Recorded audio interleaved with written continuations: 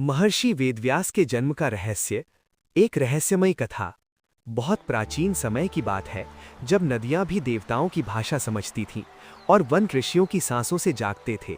उसी युग में एक महान ऋषि थे, महर्षि पराशर। वे ब्रह्मा के वंशज और अपार तपस्वी थे। नदी के बीच जन्म। एक दिन महर्षि पराशर को यमुना नदी पार करनी थी। वहां उन्हें एक साधारण सी मछुआरन मिली। नाम था सत्यवती। लेकिन वो साधारण नहीं थी, उसके भीतर भी एक अद्भुत भाग्य छिपा था। जैसे ही नाम नदी के बीच पहुंची, पराशर को दिव्य संकेत मिला। इसी स्त्री से वो आत्मा जन्म लेगी जो युगों को दिशा देगी।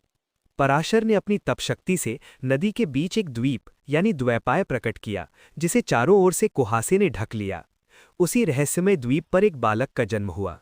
जन्म लेते ही उस बालक ने चमत्कार किया।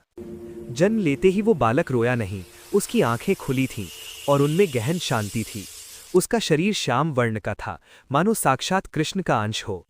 महर्षि पराशर ने कहा, यह बालक कृष्ण द्वैपायन कहलाएगा। कृष्ण क्योंकि इसका वर्ण श्याम है, और द्वैपायन क्योंकि इसका जन्म द्वीप पर हुआ है।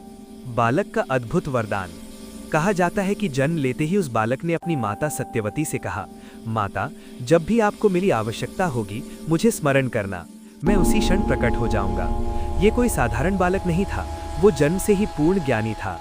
वन की ओर प्रस्थान।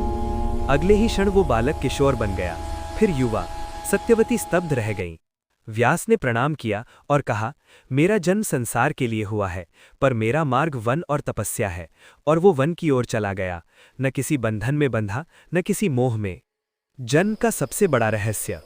कहा जाता है कि व्यास का जन्म साधारण देह में अवतार था, न पूर्ण अवतार, न साधारण मनुष्य।